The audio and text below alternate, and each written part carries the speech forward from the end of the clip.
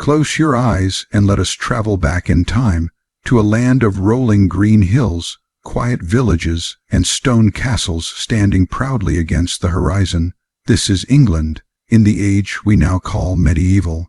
A time of kings and queens, knights and peasants, of whispered tales in candlelit rooms, and the gentle rhythm of life guided by seasons and faith. Picture, if you will, the land of England as it was more than 1,000 years ago. The Roman legions had departed, leaving behind silent roads, crumbling forts, and scattered villages.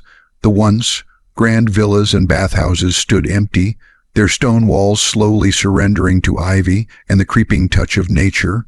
The organized structure of the Roman Empire, with its governors, soldiers, and clear lines of authority, was gone. In its place was a land waking from a long slumber, a land feeling its way toward a new identity.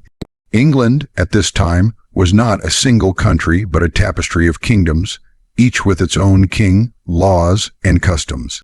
Imagine the rolling hills, thick forests, and winding rivers, where deer moved quietly through the undergrowth, birds flitted from branch to branch, and the wind whispered across the fields of wheat and barley. This was a land where life was closely intertwined with the rhythms of nature. People rose with the sun, tended their animals, sowed seeds, and prepared for a day that demanded both endurance and care. The first waves of change came from across the seas, from the lowlands of what we now call Denmark, Germany, and the northern regions of Europe.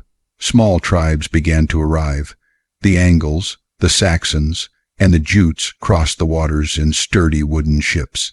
They were not vast armies like the Romans, but small, determined groups seeking new lands to farm, new forests to claim, and new rivers to settle along. They came with axes, spears, and courage, ready to carve out a life in a land that was both wild and waiting. The early Anglo-Saxon settlements were simple yet purposeful. Wooden homes with walls of woven reeds and thatched roofs dotted the landscape. Smoke rose gently from the chimneys, curling into the morning mist. Villagers worked side by side, tending to crops and animals, their days marked by the slow, steady rhythm of survival. The communities were small, close, knit, and deeply connected to the land. Life in these settlements was demanding, but it was also full of quiet beauty. Imagine a child running barefoot across dew-kissed grass, the morning sun warming their face. Farmers bent over fields of barley and wheat, feeling the soil crumble softly beneath their fingers. The sound of a nearby stream gurgling over smooth stones accompanied the hum of daily labor. And in the evenings, families gathered around a fire, sharing stories of ancestors, of heroes, of gods and spirits who shaped their world. The Anglo-Saxons brought with them not only their weapons and tools, but also their language, their myths, and their customs. They worshipped many gods, some associated with war, others with fertility, the harvest, or the sun and moon. The sky itself seemed alive to them, and every rustle in the forest, every howl of a wolf, every flash of lightning was a sign of powers greater than themselves.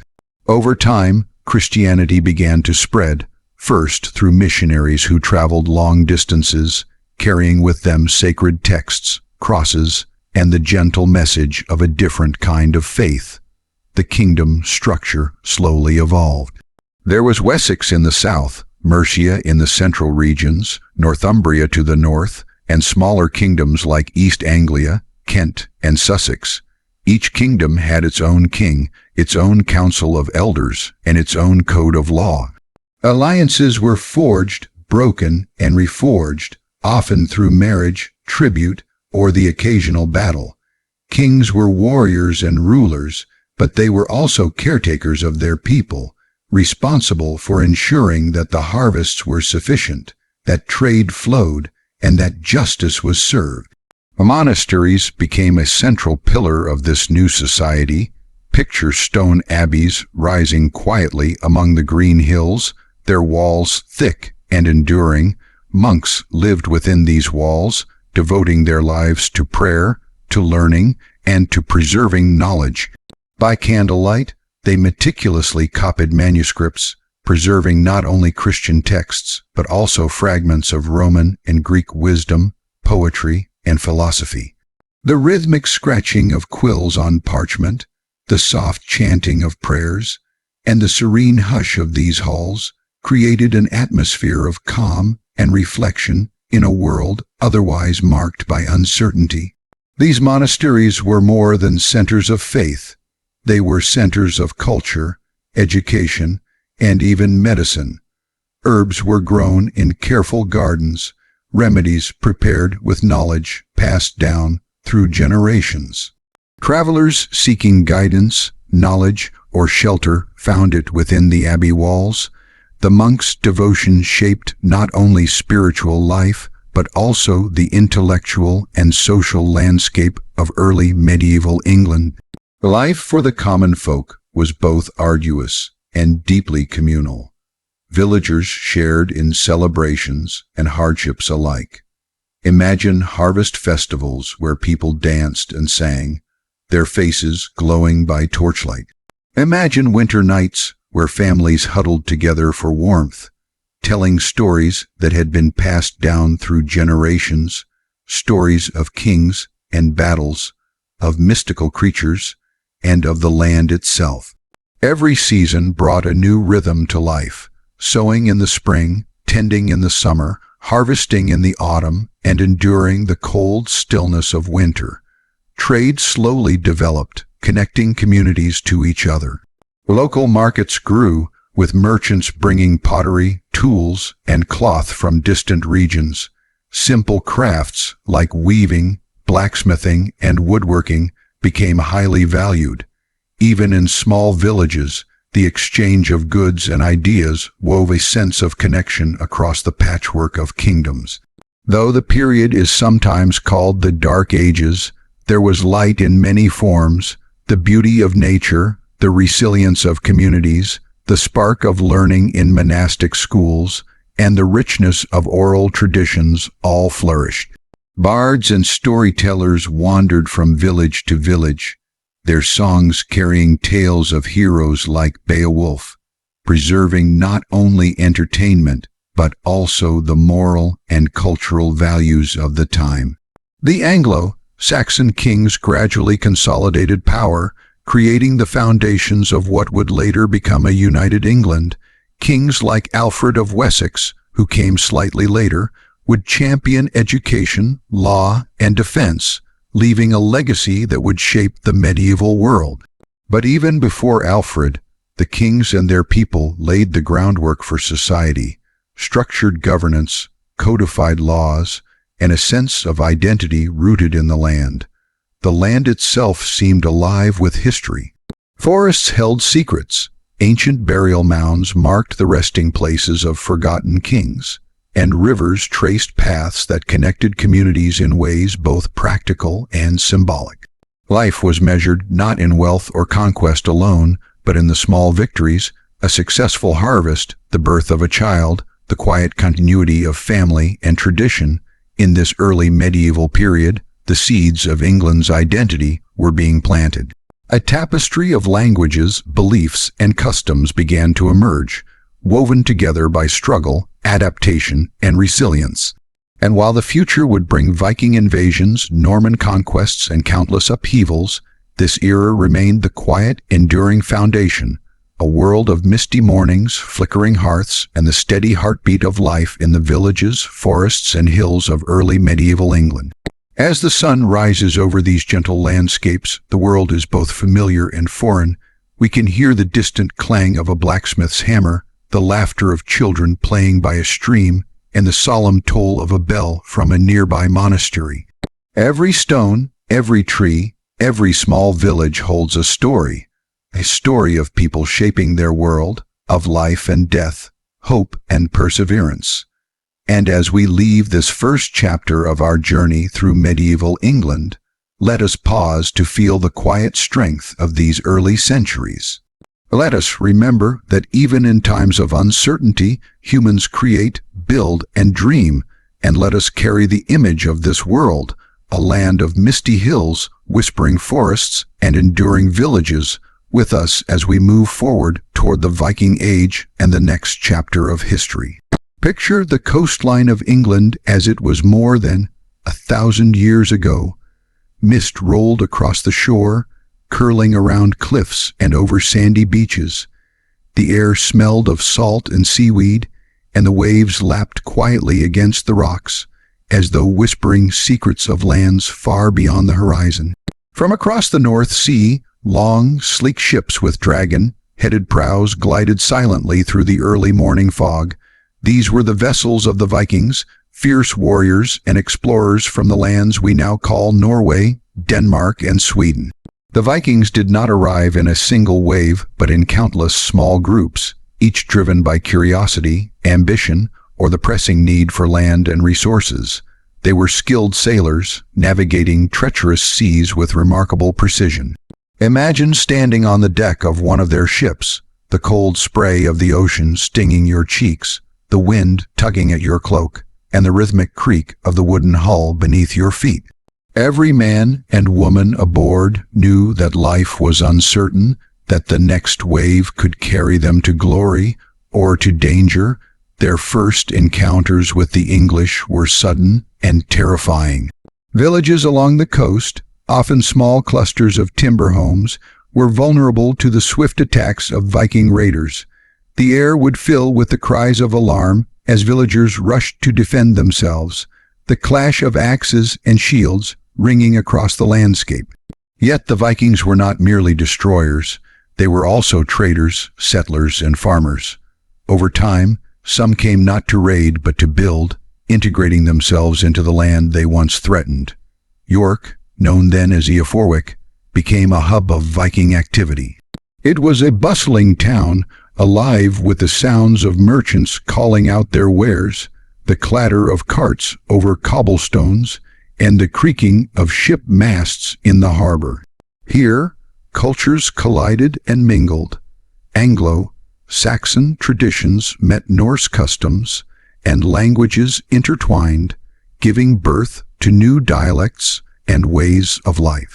Imagine walking through these streets, the smell of fresh bread from small bakeries mingling with the scent of salt from the nearby river, children laughing as they chased each other through narrow alleys, craftsmen hammering iron into tools and weapons, monks quietly tending to their manuscripts. In hidden corners, life under Viking influence was both dynamic and uncertain. Kings and local lords had to navigate the constant threat of raids while maintaining order and justice within their realms. The Danish controlled regions, known as the Danelaw, stretched across much of eastern and northern England.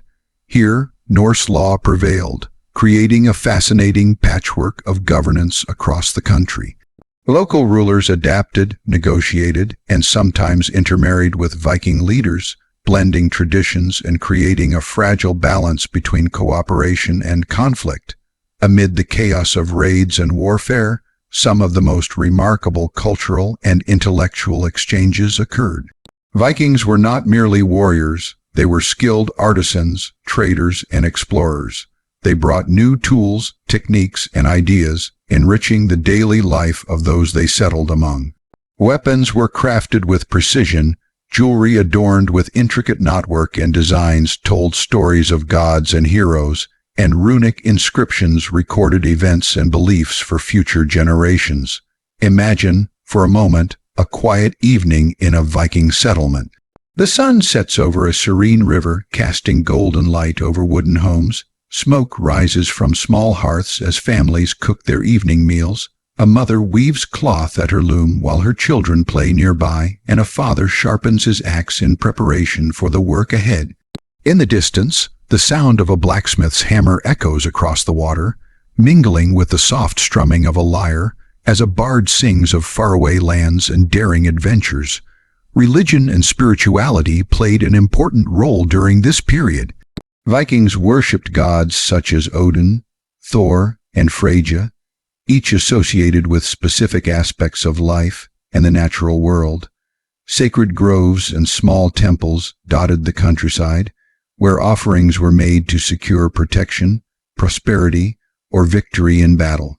Christianity continued to spread throughout England, sometimes peacefully and sometimes through conflict, creating a landscape where multiple belief systems coexisted, clashing and blending in fascinating ways. Among the Anglo-Saxons, life was also evolving.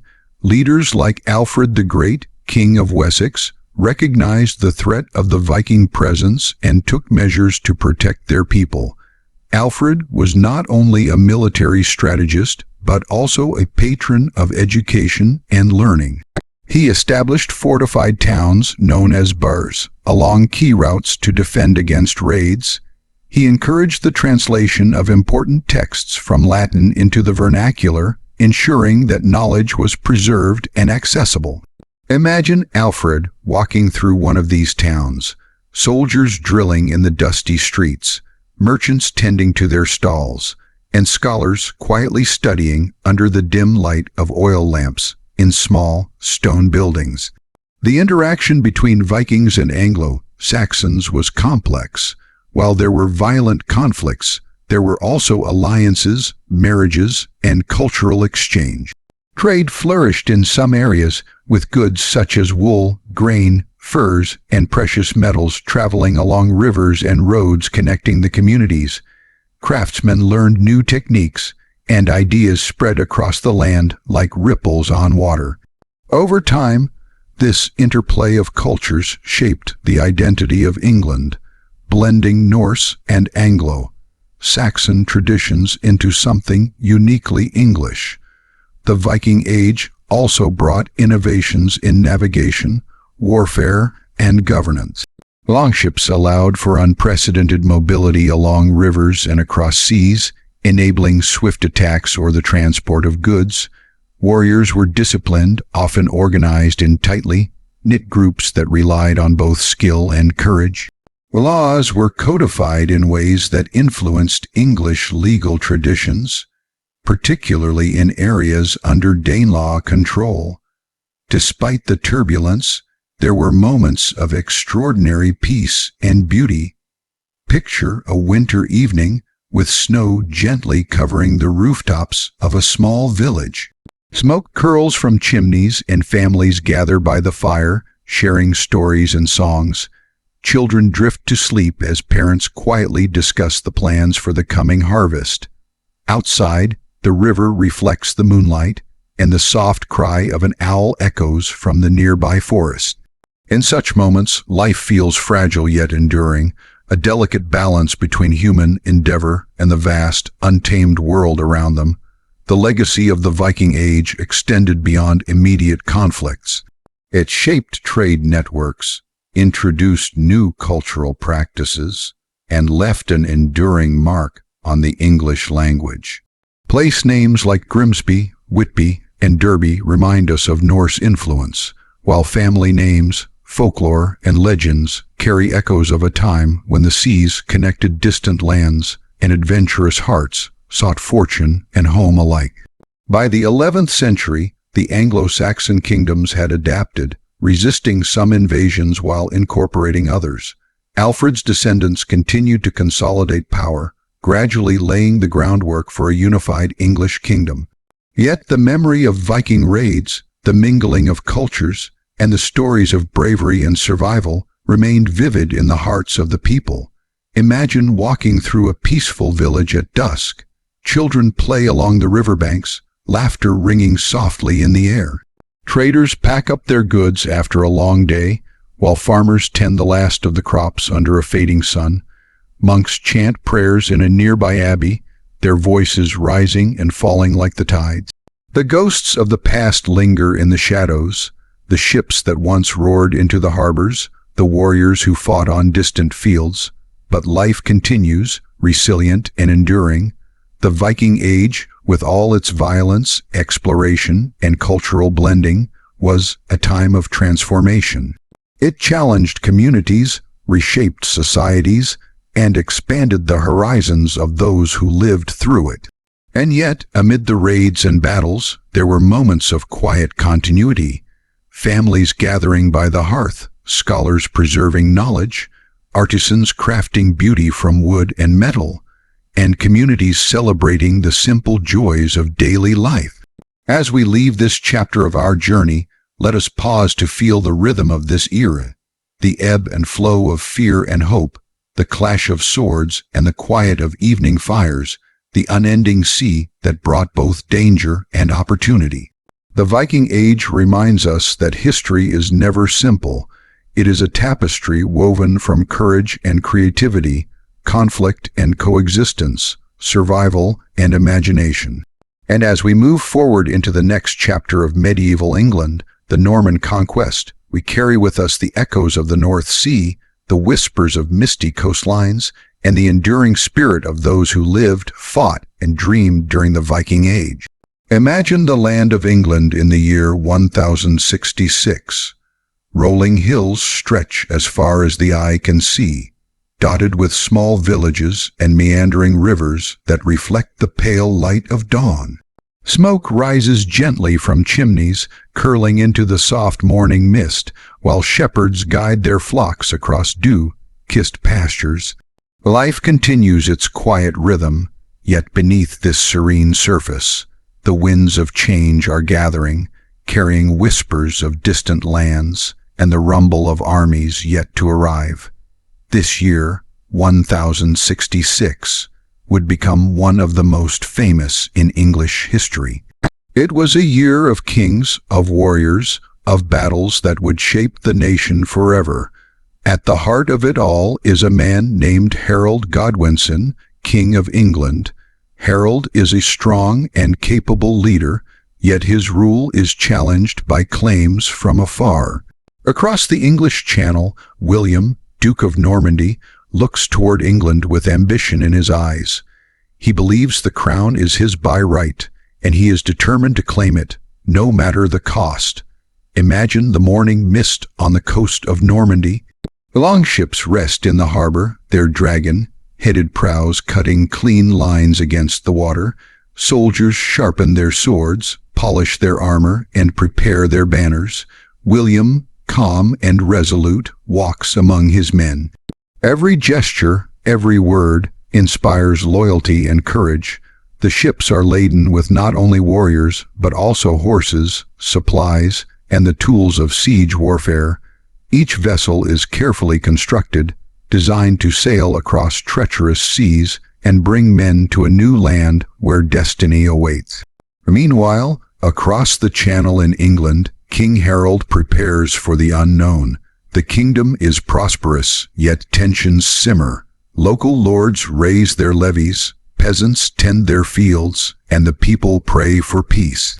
Harold's mind is heavy with responsibility. He knows that his kingdom faces threats not only from the Normans, but also from other challengers in the north. He gathers his forces, inspects the fortifications, and calls upon every able-bodied man to stand ready. And then the fateful moment arrives. On the windswept fields of Hastings, two great armies meet. Imagine the morning sun breaking through a thin veil of fog, illuminating the grassy hills where thousands of warriors stand in tense silence. The sound of armor clinking, the low murmur of soldiers' voices, the distant toll of church bells, all blend into a symphony of anticipation. Horses shift uneasily, nostrils flaring, as riders grip reins tightly. The battlefield is alive, charged with expectation, courage, and fear. The Battle of Hastings begins. Arrows darken the sky like flurries of black leaves in autumn. The clash of swords rings across the hills, a sharp, relentless percussion. Warriors fall, and yet the fight continues, fierce and unyielding. Harold's men, the Anglo-Saxon Fiad and housecarls, fight with determination, forming shield walls that resist the Norman charge. But William's army is well-trained, disciplined, and patient. Cavalry maneuvers, feigned retreats, and relentless pressure begin to turn the tide.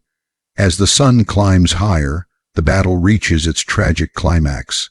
King Harold falls, struck, legend says, by an arrow to the eye. and the Anglo-Saxon resistance falters. Chaos spreads across the battlefield, leaving a silence heavy with sorrow and exhaustion.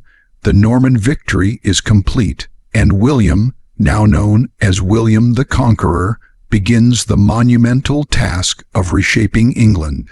Imagine, after the battle, the quiet that descends on the hills. Smoke rises from fires where wounded men are tended. Birds circle overhead, calling softly, as if mourning the loss of so many lives. The landscape bears the scars of war, trampled fields, broken fences, and abandoned weapons. Yet even in this aftermath, life persists. Survivors return to villages, tending to their families and livestock, rebuilding what has been damaged, finding small joys amid the sorrow. William's conquest brings profound change to England. Castles begin to rise across the countryside, like stone sentinels standing guard over towns and villages. Imagine walking past one of these early Norman fortresses. High, sturdy walls, towers reaching toward the sky, gates that creak under heavy wooden beams. Inside, soldiers drill, blacksmiths work, and the Lord administers justice.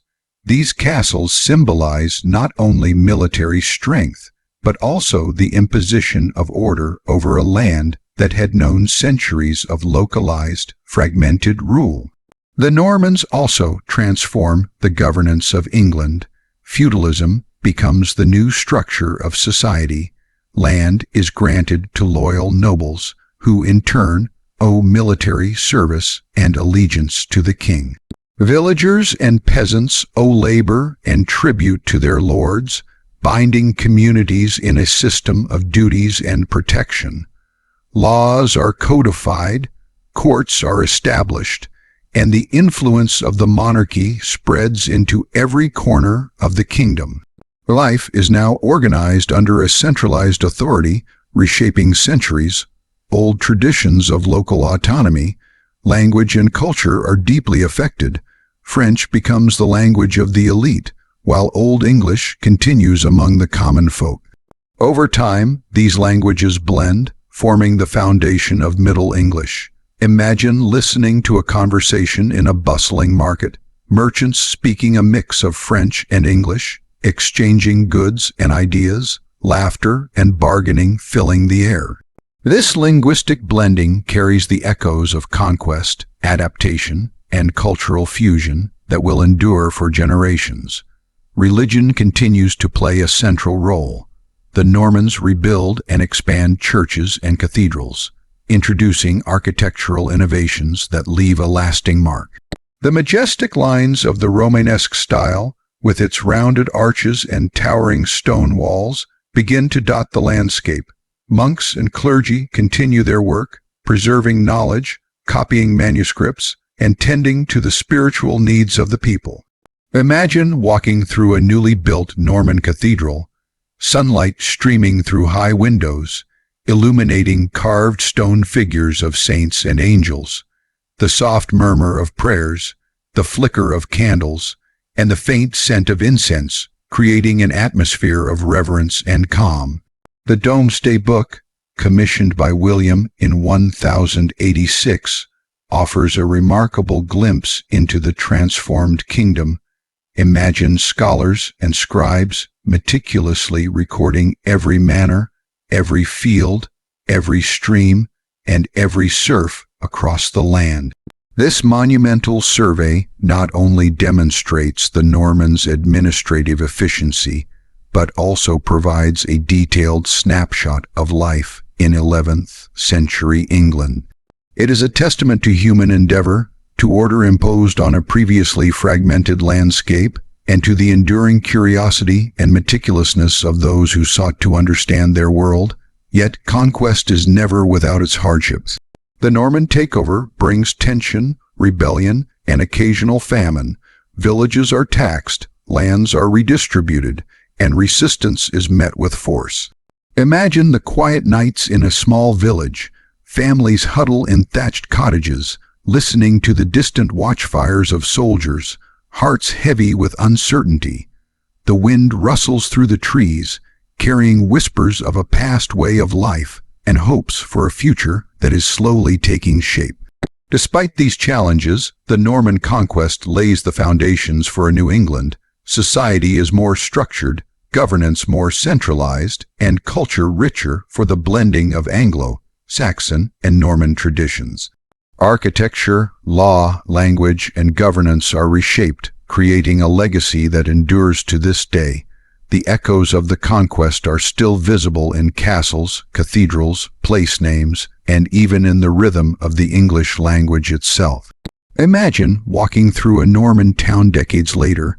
The marketplace is alive with merchants from distant lands, selling spices, textiles, and crafted goods. Children play near the riverbanks, while scholars and clerics quietly study in the abbeys. Soldiers patrol the streets, ensuring order, and nobles oversee their estates from imposing manor houses. The land has healed from the scars of battle, yet every stone and path carries the memory of a year that changed everything. And as we leave this chapter of our journey through medieval England, let us pause to reflect on the profound transformation brought by the Norman conquest. It was a time of courage, ambition, and resilience. Kings and warriors, peasants and scholars, monks and merchants, all played a part in weaving the complex tapestry of history. The land itself seems to remember. The castles, the fields, the rivers, and the villages echo with stories of bravery, loss, adaptation, and enduring hope. The year 1066 stands not merely as a date in a book, but as a living moment in the story of England. It is a reminder that history is shaped by both human ambition and the quiet perseverance of ordinary lives, by battles fought on misty hills, and by the soft footsteps of those who rebuild, restore, and dream. And as we turn toward the next chapter, the life, culture, and daily rhythms of medieval England, we carry with us the legacy of conquest, the enduring spirit of resilience, and the quiet power of human determination. Picture England as it stood in the centuries following the Norman conquest, a land slowly reshaping itself under the shadow of castles, the authority of kings, and the enduring rhythm of the seasons. Unlike the grand battles and sweeping conquests that dominate history books, this chapter belongs to the people, the farmers, craftsmen, monks, and villagers who lived their lives quietly yet profoundly, creating the heartbeat of medieval society. Imagine walking through a small village in the early morning. Mist rises from the river that curves gently through the fields, catching the first pink rays of sunlight. Smoke drifts lazily from the chimneys of thatched cottages, carrying the earthy scent of burning peat and wood. Chickens cluck and scratch in the yard, while children chase one another through puddles left by the morning dew.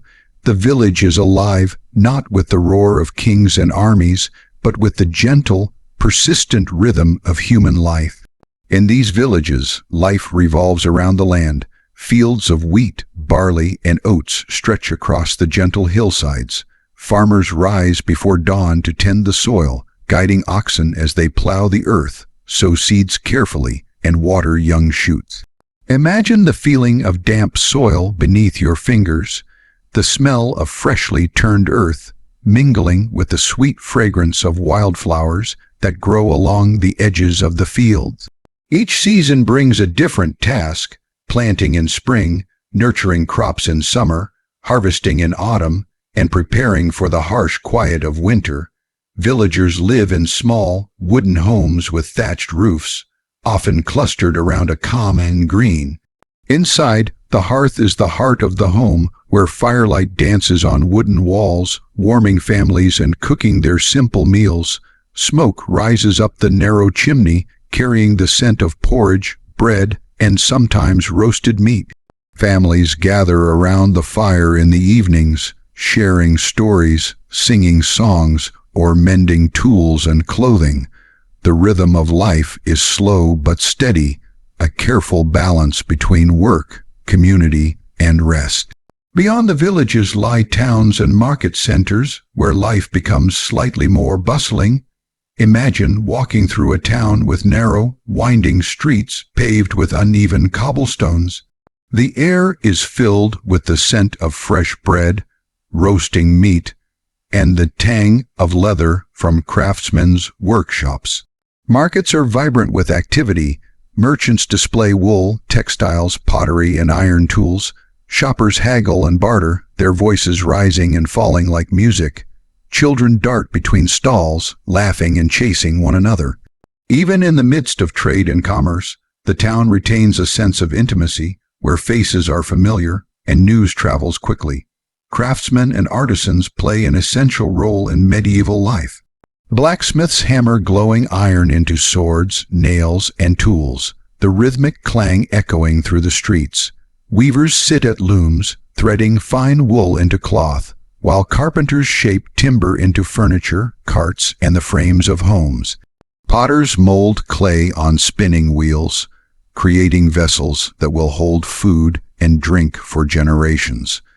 These crafts are not only practical, they carry beauty, tradition, and pride, connecting people to the skills of their ancestors. Religion is woven into the very fabric of daily life. Churches and abbeys rise across the countryside, their spires reaching toward the sky. Imagine entering a small village church on a quiet morning.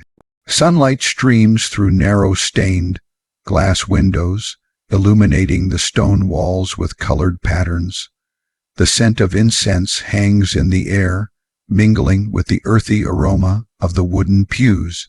Monks and priests quietly tend to their duties, offering guidance, tending the sick, and preserving the wisdom of sacred texts. The church provides not only spiritual comfort, but also a place of community, education, and care. Monasteries are centers of learning and culture. Imagine the quiet of a stone cloister, where monks chant prayers in harmonious rhythm. By candlelight, they copy manuscripts, preserving the knowledge of centuries, religious texts, poetry, medical treatises, and classical works from Rome and Greece. The scratch of the quill on parchment is accompanied by the occasional whisper of reflection, creating an atmosphere of calm and contemplation. These quiet spaces stand in contrast to the outside world, yet they influence it profoundly, nurturing wisdom that shapes generations to come. Life in medieval England is not without hardship. Disease, famine, and unpredictable weather can disrupt the rhythm of daily life. Villagers depend on one another for survival, sharing labor, food, and knowledge. Imagine a winter evening when snow blankets the fields and frost clings to every roof. Families huddle together for warmth, feeding fires with peat and wood. The wind moans through the trees outside, yet inside, life continues with quiet resilience. A child learns to sew, a parent carves wooden utensils, and the family shares a simple meal by the flickering firelight. Even in adversity, there is strength, community, and hope. Education is limited but valued. Children of wealthier families may learn to read, write, and study Latin, preparing for service in the church or court.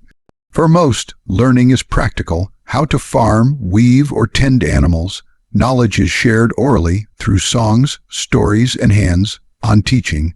Imagine a young boy listening intently as his father teaches him to wield a plow, or a girl carefully watching her mother spin wool at a loom. In these lessons, skills are passed from generation to generation, connecting past, present, and future. Festivals and celebrations punctuate the year, bringing color, music, and joy to daily life. Harvest festivals honor the land's abundance with feasting, dancing, and music.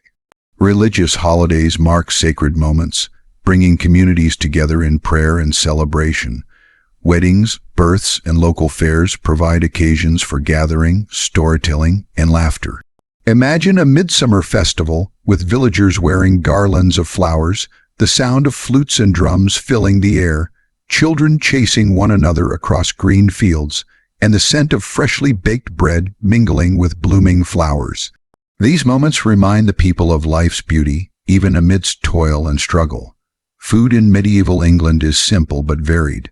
Villagers grow vegetables, grains, and herbs, raise chickens, pigs, and cows, and gather from forests and rivers.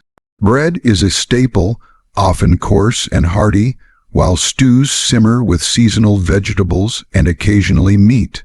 Cheese, ale, and honey provide nourishment and comfort. Imagine the aroma of a bubbling stew, the warmth of fresh bread in your hands, and the shared pleasure of a family meal after a long day in the fields. Food sustains not only the body, but also the spirit, bringing families together and marking the passage of the seasons. Clothing reflects social status, climate, and practicality. Villagers wear woolen tunics, simple dresses, and cloaks to keep warm. Nobles wear finely dyed fabrics, embroidered with intricate patterns. Leather shoes, belts, and pouches serve both utility and adornment. Imagine the texture of wool on your skin, the weight of a leather belt, or the way a cloak sways as you walk along a country path. Clothing is both protection and identity, reflecting the life and work of the wearer. Trade connects even the most remote villages to distant lands. Goods like salt, spices, and textiles travel along rivers and roads, linking England to Europe and beyond. Merchants, itinerant craftsmen, and travelers bring stories, knowledge, and objects that enrich daily life. Imagine a caravan arriving at a village market, the glint of coins in the sunlight, the chatter of traders from faraway towns, the exotic scents of imported spices mingling with the familiar smells of bread and earth. Trade creates connections, curiosity, and growth, weaving a wider world into the fabric of medieval life. Leisure, though scarce, is valued. Children play simple games, musicians entertain with flutes, harps, and drums, and storytelling preserves legends and history. Imagine an evening by the hearth, where the crackle of fire blends with the voice of a storyteller recounting tales of kings, heroes, and mystical creatures. Through play and story, imagination flourishes, and the world feels larger, richer, and filled with wonder. The land itself shapes the rhythms of life. Rivers provide water and fish. Forests offer timber, game, and berries. Hills and meadows mark boundaries and paths. Villagers learn to read the sky, the seasons, and the land, understanding weather, migration patterns, and the cycles of planting and harvest. Nature is both provider and teacher, demanding respect, observation, and adaptation. Life in medieval England is a delicate balance of work, faith, community, and survival. The rhythms of the seasons, the care of the land, the teachings of elders, and the guidance of the church create a structure within which families, villages, and towns thrive. Imagine the gentle unfolding of a year, spring rains nourishing the fields, summer sunlight ripening the crops, autumn bringing harvest and celebration, winter blanketing the land in quiet reflection. Each day is measured, meaningful, and intertwined with the larger patterns of life. As we leave this chapter, let us pause to feel the heartbeat of medieval England, the slow, steady pulse of daily life, the warmth of hearth and home, the quiet perseverance of ordinary people shaping their world. These lives, though often unrecorded in history books, form the enduring foundation of society, culture, and community. And as we prepare to move into the next chapter, an era of war, plague, and profound transformation, we carry with us the echoes of these villages, towns, and homes, remembering that history is lived not only in battles and kings, but also in the quiet courage, labor, and love of ordinary lives. Imagine England in the 13th century, a land of green rolling hills, dense forests, winding rivers, and small villages. Life continues its familiar rhythms, farmers tending fields, craftsmen shaping wood and iron, children playing near streams, but the shadows of war, disease, and political turmoil begin to loom over the landscape. This is a period of extraordinary challenge, yet also of profound resilience. England stands at a crossroads, its society reshaped by conflict, its people tested by forces beyond their control, and its culture enriched by both hardship and adaptation. The century begins with the reign of kings who seek to consolidate power and impose order. Monarchs such as Henry Roman III strive to strengthen the monarchy, yet their rule is never uncontested. Barons and nobles, seeking to protect their own privileges, demand reforms and rights. The resulting tension gives birth to one of England's most famous documents, the Magna Carta. Imagine the quiet halls of a castle where lords gather, quills scratching parchment as a document is carefully signed.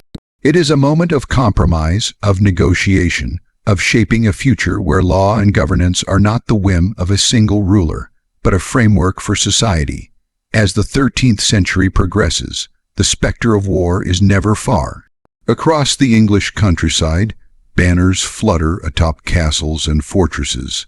Soldiers train, sharpen swords, and patrol roads. Knights ride on horseback, clad in armor, preparing for battles that may erupt suddenly. Yet even amidst preparation for conflict, daily life continues. Imagine a village under the watchful gaze of a nearby castle. Villagers tending crops, women weaving cloth, children playing beside the river, all under the quiet tension of knowing that war could descend at any moment. And then comes the Black Death in the mid-14th century, a silent, invisible enemy that sweeps across the land with terrifying speed. Imagine a village in the early morning light. Smoke curls from chimneys, the air is crisp, yet a sense of unease lingers. Families discover neighbors suddenly stricken, fields left untended, markets quieted by fear. The plague moves swiftly, touching every corner of England, leaving sorrow and loss in its wake. Yet amid despair, life endures. Those who survive rebuild, adapt, and find new ways to cultivate the land, preserve knowledge, and care for their communities. The impact of the Black Death is profound. Labor becomes scarce, giving peasants a new sense of leverage and autonomy. Villagers negotiate for fairer wages.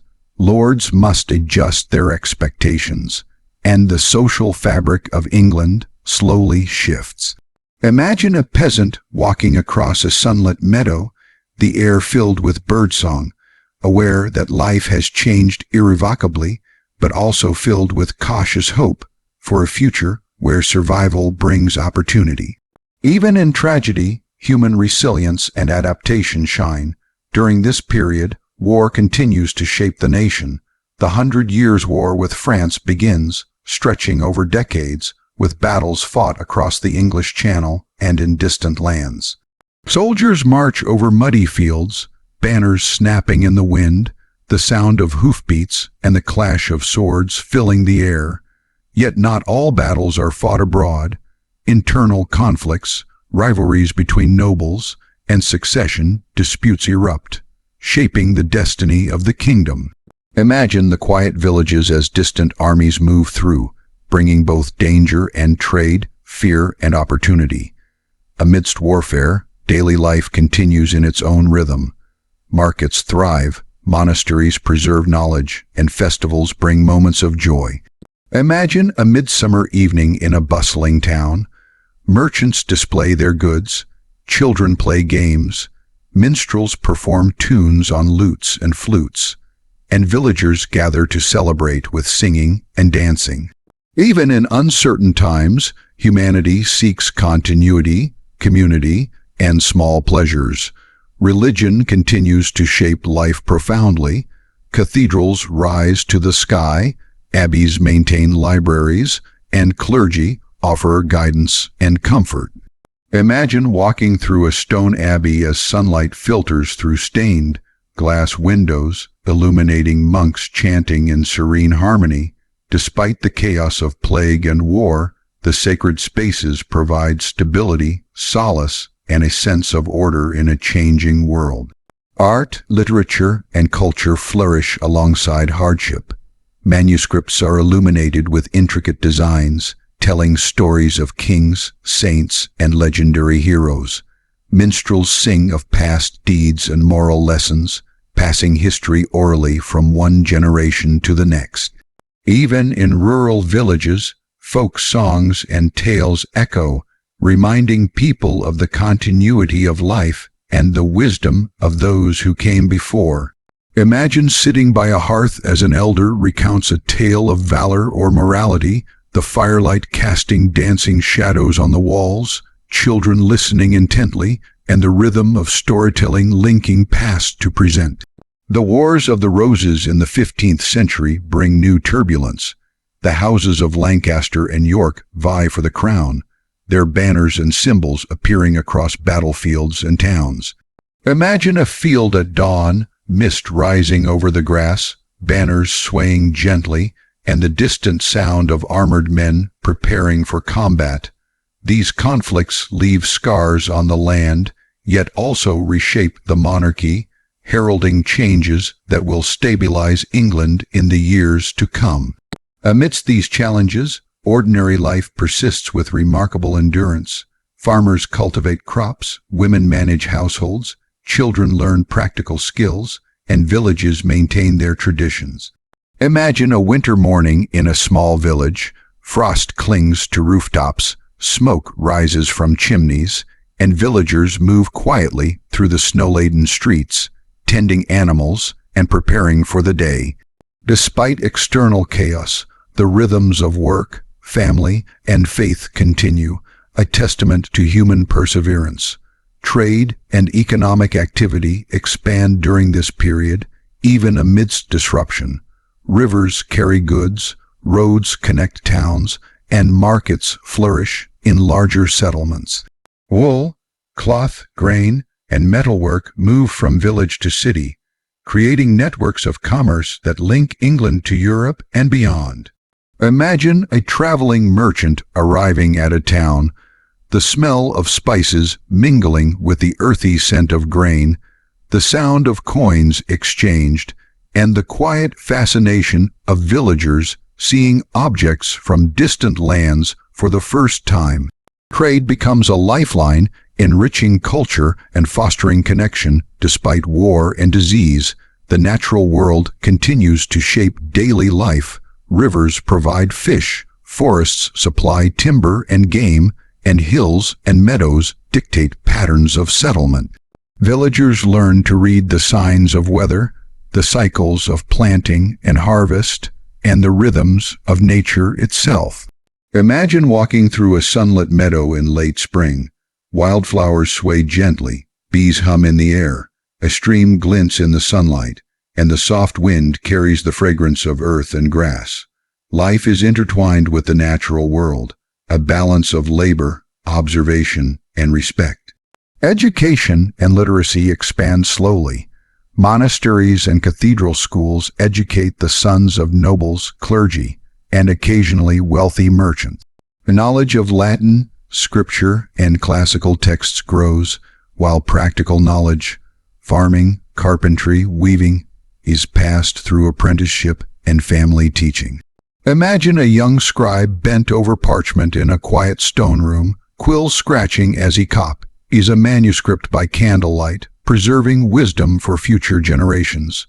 Despite adversity, moments of joy, creativity, and celebration remain. Festivals, weddings, and religious ceremonies bring communities together. Music, storytelling, and art provide respite from the harsh realities of life, reinforcing shared identity and hope.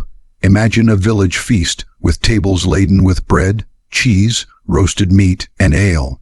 People laugh, sing, and dance, their faces illuminated by torchlight, and the simple pleasures of community and fellowship strengthen their spirits. By the end of the 15th century, England has been profoundly transformed. The population has endured plague, famine, and war. The monarchy has been challenged and redefined. Society has adapted, laws have evolved, and culture has deepened. Yet throughout these centuries of turmoil, the people of England display remarkable resilience.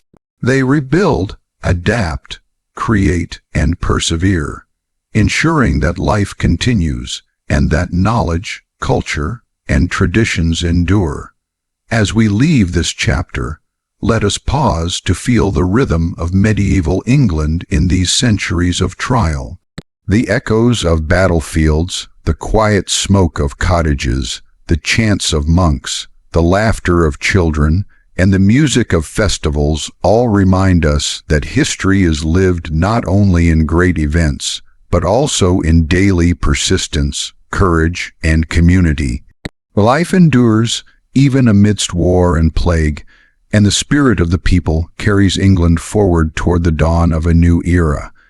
Picture England in the late 15th century, a land still shaped by centuries of war, plague, and conquest, yet beginning to stir with the first hints of change. The countryside is a patchwork of green fields, dense forests, winding rivers, and quiet villages.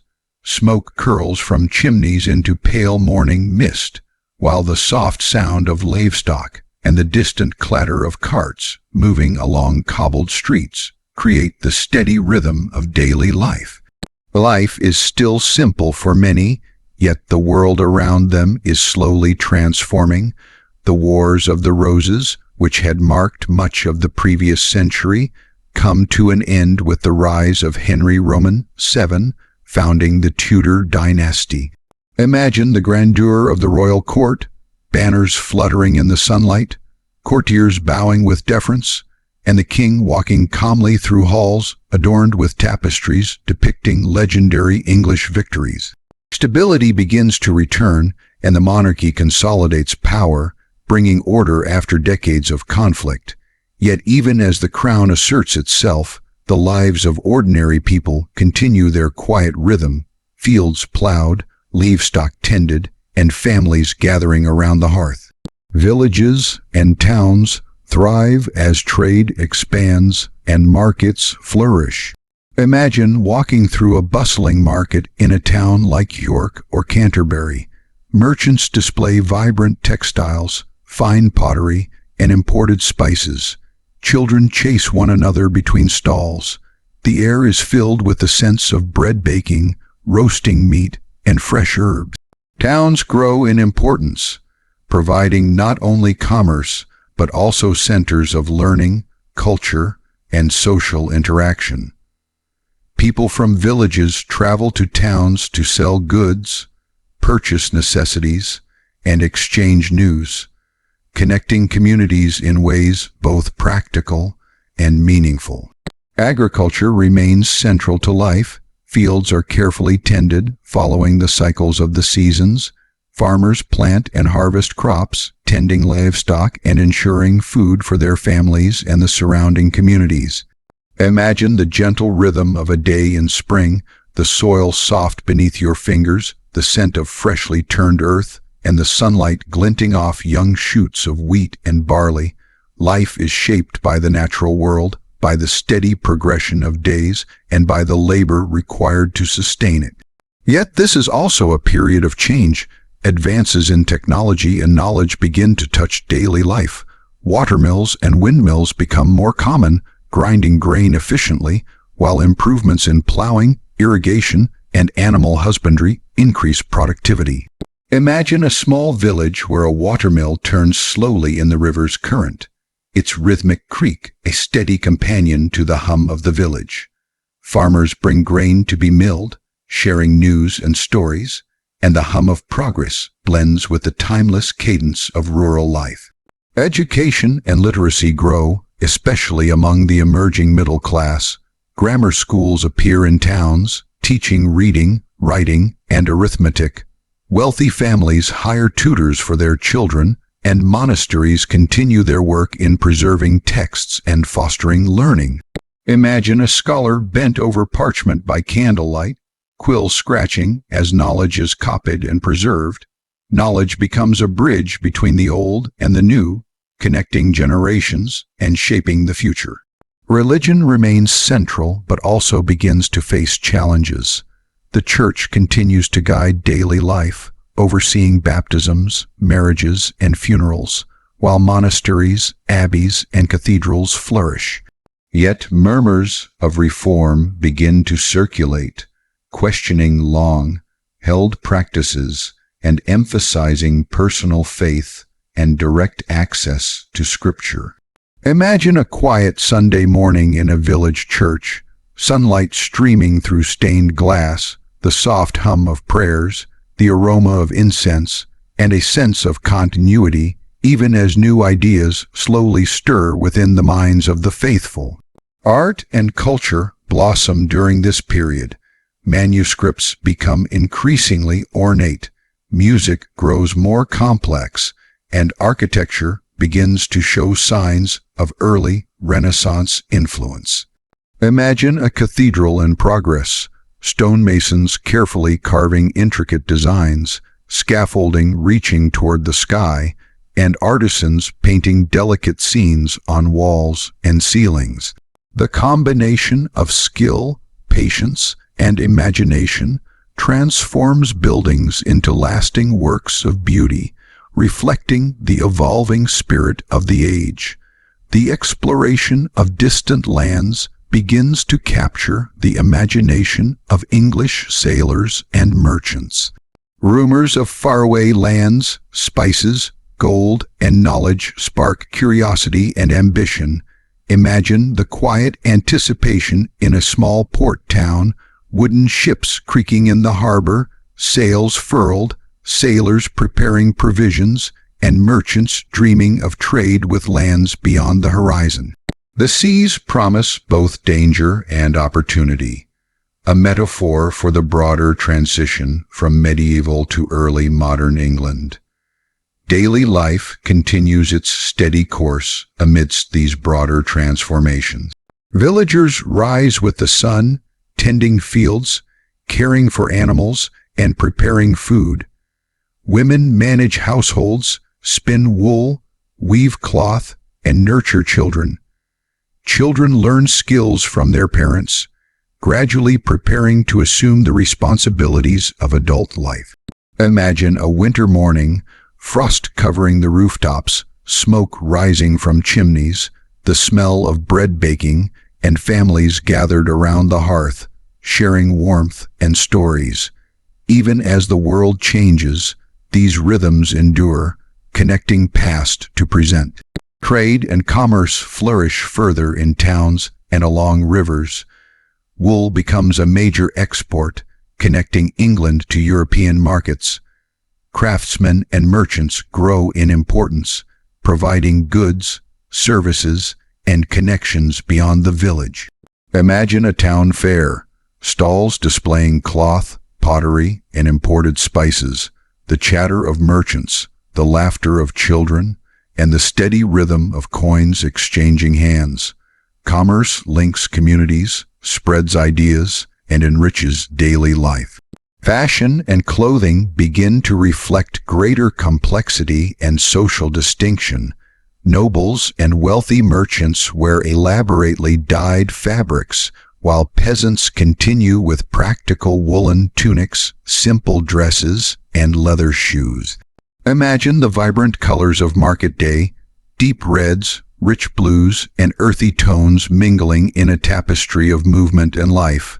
Clothing signals identity, status, and occupation, while also providing comfort and protection against the changing seasons.